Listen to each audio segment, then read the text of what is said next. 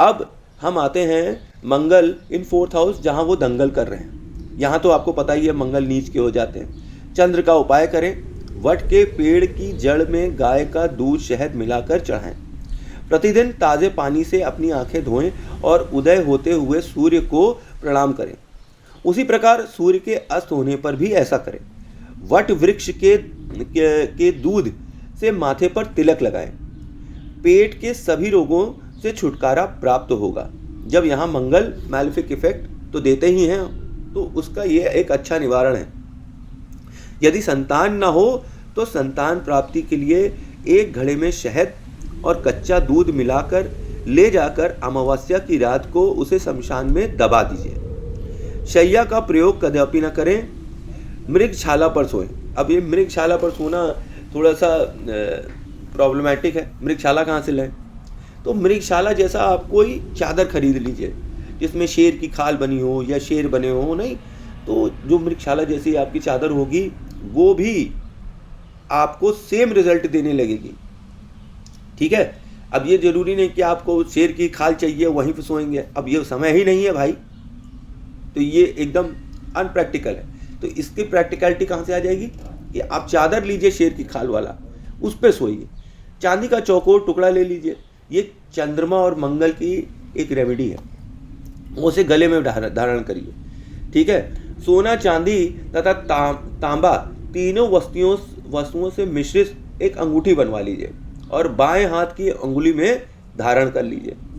यदि घर अथवा दुकान में आग लग जाती है तो छत पर चीनी अथवा खंड की खाली बोरियां रखें। चिड़ियों को गुड़ खिला दीजिए। मोर के पंख को घर में रखिए, यह अति शुभ है। बृहस्पति को यह स्थापित कर देता है। मंगल के मित्र ग्रहों की वस्तुएं स्थापित कर दीजिए, जैसे सूर्य की वस्तुएं, जैसे गुरु की वस्तुएं, जैसे चंद्रमा की वस्तुएं। ठीक है। घर के द्वार पर लोहे की कील गाड़ दीजिए। ढाक के पेड़ अथवा निसंतान व्यक्तियों से आप दूर ही रहें तो अच्छा है, क्योंकि 4th हाउस में मंगल जब होता है तो निसंतान व्यक्तियों से संपर्क आने पर आपके घर में भी निसंतानता बढ़ते जाती है। मृत्यु हो सकती है आपके अपने घर में।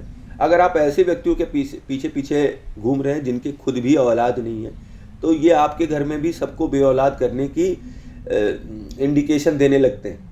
ये खतरनाक चीज़ है, इसलिए मैंने आपको बता दिया। 5वां भाव में अगर मंगल खराब हो तो अपना चरित्र हमेशा साफ रखें। किसी के बारे में गलत विचार मन में न लाएं।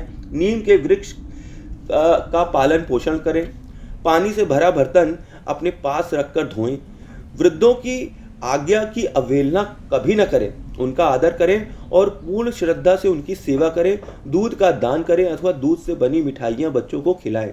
चिड़ियों को दाना चुगाएं। अब 6वें भाव में आते हैं। जब मंगल मैलेफिक इफेक्ट दे रहे हैं तो क्या होगा और क्या करना है ये तो आपको पता ही है। मंगल अब 6वें भाव में आए हैं तो क्या क्या हो सकता है? डिवोर्स हो सकता है, रोग ऋण शत्रु से विजय तो प्राप्त होगी, पर ऑन द सेम हैंड आपका ऑपरेशन हो सकता है, सर्जरी दिखाई पड़ने लगती है। इन सब चीज़ों में आपका पैसा जा रहा है, आप बच तो जाएंगे। पर यहाँ पर आपको क्या करना चाहिए? अगर मैलेफिक इफेक्ट दे रहा है मंगल तो शनि का उपाय करिए। यहाँ पर उसकी अशुभता दूर करने के लिए दान करें। अपना चरित्र ठीक रखें। स्वयं पर संयम रखें। गणेश जी की उपासना करें। ओम गण गणपताय नमः, ओम गण गणपताय नमः, ओम गण गणपताय नमः। यहाँ पे बुद्ध की भी, ग्रह की भी उपासना कर सकते हैं, जैसे ओम बम बुद्धाय नमः, ओम बम बुद्धाय नमः, ओम बम बुद्धाय नमः। कन्याओं से आशीर्वाद लें, उनको खाना खिलाएं और गरीबों को एक वक्त भर पेट भोजन करवा दीजिए।